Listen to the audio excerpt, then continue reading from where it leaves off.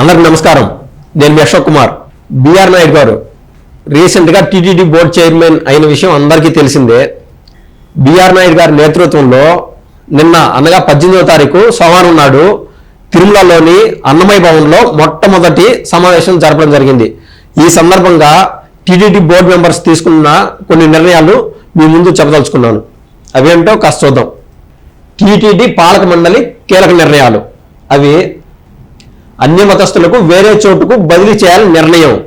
తిరుమలలో అన్య మతస్థులు ఎవరైతే పనిచేస్తూ ఉంటారో ఆ షాపులు పెట్టుకోవడం కానీ లేదా ఆ దేవుడు క్యూ లైన్లు కాడే వాళ్ళు కానీ రకరకాల పరిధిలో పనిచేస్తూ ఉన్నారు.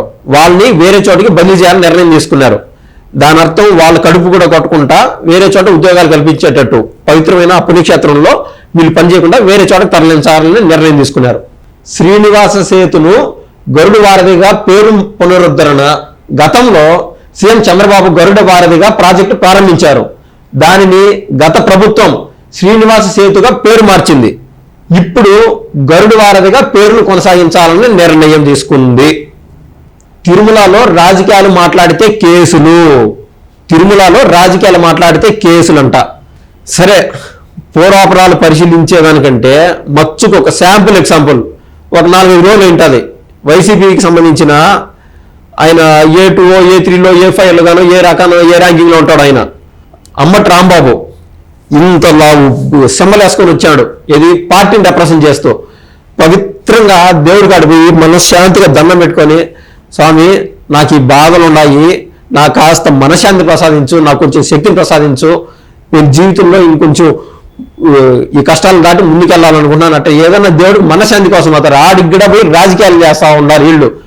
గతంలో చూసాం, ఒక నెలన్నర ఏంటది ఏది శ్రీకాకుళం సంబంధించిన ఒక ఆయన దువాడ శ్రీనివాస్ అనే ఆయన ఆడిపోయి సినిమాలు టీవీలు రీల్స్లో ఉన్నారు వాళ్ళు.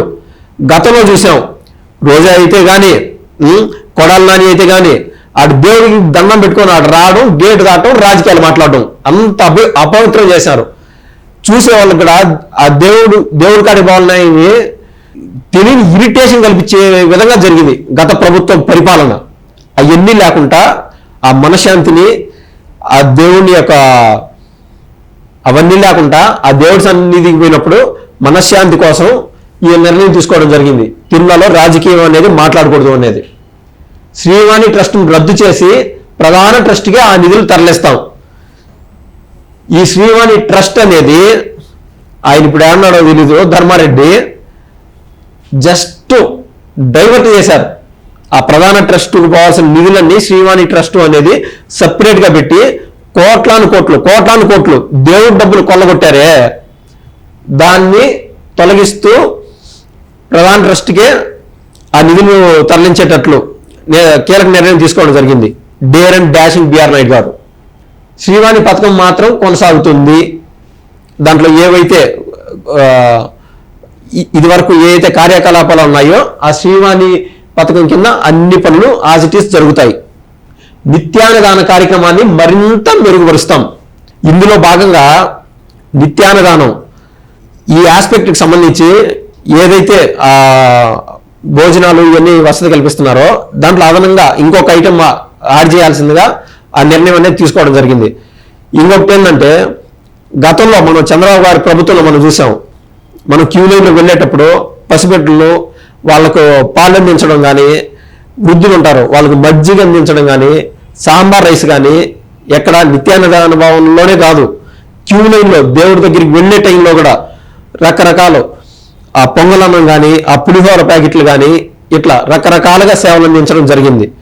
దాన్ని మరింత మెరుగుపరుస్తామని ఈ సందర్భంగా నిర్ణయం తీసుకోవడం జరిగింది. లడ్డూలోని నెయ్యి నాణ్యతను మరింత పెంచాలని నిర్ణయం. గతంలో చూసాం అనిమల్ ఫ్యాట్ అంట, అది దానిపైన ఏదైతే కమిటీ చేస్తున్నారో అది ఇంకా ఫైనలైజ్ చేయాల. ఆ దోషులు ఖచ్చితంగా శిక్ష పడాలని కోరుకుందాం. అంత ఊహించుకుంటే అంత జుగుప్సాకరంగా అనిమల్ ఫ్యాట్ కలిపేవాళ్ళు స్వచ్ఛమైన గోవు నెయ్యిని మరింత నాణ్యతతో తయారు చేసిన లడ్డు ప్రసాదం పంచాలని టీటీడీ బోర్డు నిర్ణయం తీసుకోవడం జరిగింది. టీటీడీ ఉద్యోగులకు 10% బోనస్ ఇవ్వాలనే నిర్ణయం. ఈ టీటీడీ ఉద్యోగులకు ఇంకొక 10% బోనస్. ఏ విధంగా అంటే గతంలో బ్రహ్మోత్సవాలు అవి జరిపేటప్పుడు ఎవరైతే బాగా పనిచేస్తున్నారో వాళ్ళకి సంథింగ్ చేంజ్ అని అరౌండ్ 15,000 కొంతమందికి, 7,500 చేంజ్ కొంతమందికి, ఇట్లా 2 రకాలుగా డివైడ్ చేస్తున్నారు.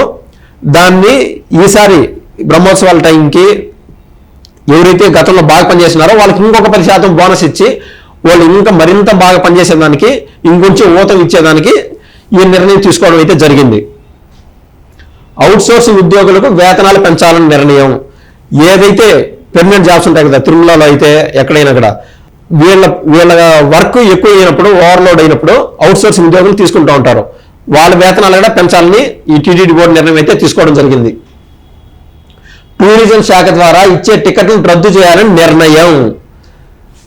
గతంలో మనం చూసాం అలిపిరి దగ్గర బస్సు పెట్టి ఇదొక ప్రత్యేక శాఖ, ఏది టూరిజం శాఖ అనే పేరుతో తిరుమలకి టూరిజం శాఖ, ఈ టూరిజంలో టికెట్లు అమ్ముకునేవాళ్ళు ఎవరు? గతంలో టూరిజం శాఖ మంత్రి రోజా గారు. సరే, ఆవిడ గతంలో చాలా మందికి టికెట్లు అమ్ముకొని తిరుమలకి తండోపతండాలుగా జనాలను తరలించడం అయితే జరిగింది. విఐపి టికెట్స్ కోట్లు కొల్లగొట్టారు. దాన్నైతే క్లియర్గా రద్దు చేయాలని నిర్ణయం తీసుకోవడం జరిగింది. ఏ అవినీతికి తావు లేకుండా ఈ టోటల్ బోర్డు మీటింగ్ అనేది జరిగిందనమాట. టూరిజం శాఖ ఇచ్చే 4,000 టికెట్ల రద్దుకు నిర్ణయం.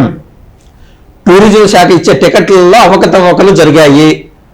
దానిపైన ఎప్పుడు పడుతుందో తగిన బొక్కలేకైతే పోవడం జరుగుతుంది. గతంలో ఎవరైతే టూరిజం శాఖ మంత్రిగా పనిచేశారో వాళ్ళు. తర్వాత ఏఐ సహకారంతో సామాన్య భక్తులకు త్వరగా దర్శనం. మనం తిరుమలకి దేవుని దర్శనం చేసుకోవడానికి వెళ్ళినప్పుడు అది ఎందుకు లేట్ అవుతుందో ఎన్ని ఒక సగటు మనిషికి, ఒక సగటు భక్తుడికి అర్థం కాని కొన్ని విషయాలు అయ్యి, అంటే దేవుడికి సేవ చేయడం, అర్చన చేయడం అలా జరుగుతూ ఉంటాయి కదా, అలా ఏ విధంగానో. కానీ ఇప్పుడు టెక్నాలజీ యూజ్ చేసి ఏఐ సహకారంతో ఏ కొద్ది గ్యాప్ కూడా లేకుండా ఫాస్ట్ మూవింగ్ త్వరగా దేవుని దర్శనం చేసుకునే విధంగా ఏఐ సహకారంతో దైవ దర్శనం త్వరగా అయ్యేట్టుగా నిర్ణయం తీసుకున్నారు. ఏళ్ల తరబడి డంపింగ్ యార్డులో పేర్కొన్న చెత్తను తొలగిస్తాం. గత 5 ఏళ్లలో ఎక్కడైతే కలియుగ దైవం ఉన్నటువంటి వెంకటేశ్వర స్వామి ఉన్నారో అక్కడ దగ్గరలోనే చెత్త గుట్ల పేరుకుపోయి ఉన్నది. దాన్ని క్లియర్గా అక్కడి నుంచి తీసి ఆ తిరుమల యొక్క పవిత్రతను కాపాడే విధంగా ఈ బోర్డు నిర్ణయం అయితే తీసుకోవడం జరిగింది. తిరుమలలో రాజకీయ వ్యాఖ్యలపై పూర్తిగా నిషేధం. తిరుమలలో రాజకీయాలు మాట్లాడితే కేసులు. తిరుమలలోని స్థానికులు ప్రతి నెల మొదటి మంగళవారం శ్రీవారి దర్శనం. తిరుమలలో ఎవరైతే స్థానికులు ఉంటారో ప్రతి మంగళవారం వాళ్ళకి దైవ దర్శనం చేసుకునే వీలు కల్పించారు. శారదాపీఠం లీజు రద్దు చేసి స్థలం స్వాధీనం చేసుకుంటాం. గతంలో స్వరూపానంద స్వామి ఆయన శారదాపీఠం పేరుతో కొన్ని కట్టడాలు కట్టి దాన్ని ఎక్స్టెన్షన్గా ఇంకొంచెం కట్టడాలు కట్టి పూర్తి కట్టడాలు కట్టేసిన తర్వాత మళ్ళీ పర్మిషన్ పోవడం. ఆ పర్మిషన్ అడిగిన తడువుగా అప్పటికప్పుడు మళ్ళీ వాళ్ళు పర్మిషన్స్ ఇవ్వడం. టోటల్ ఇవన్నీ కమిటీ చేసి ఆ శారదా పీఠానికి ఏదైతే భూములు ఇచ్చారో టోటల్ రద్దు చేసే విధంగా ఈ యొక్క పాలక మండలి నిర్ణయం తీసుకోవడం జరిగింది. ముంతాజ్ హోటల్ సంస్థకు గత ప్రభుత్వం ఇచ్చిన భూములు లీజు రద్దు. ఇక్కడ అలిపిరి దగ్గర ఈ యొక్క తిరుమల యొక్క పవిత్రతను కాపాడే విధంగా, మొత్తం హిందుత్వం ఉట్టిపడే విధంగా, హైందవుల యొక్క మనోభావాలు దెబ్బతినకుండా వేరే మతం యొక్క పేరున్నటువంటి ఈ హోటళ్ల యొక్క లీజును రద్దు చేయడం జరిగింది. ప్రసాదాల తయారీ పోర్టుకు మరమ్మతులు చేయాలని నిర్ణయం. ఈ విధంగా ఇన్ని కీలక నిర్ణయాలు తీసుకోవడం జరిగింది టీటీడీ బోర్డు. థ్యాంక్స్ అండి. ఇట్లు మీ అశోక్ కుమార్.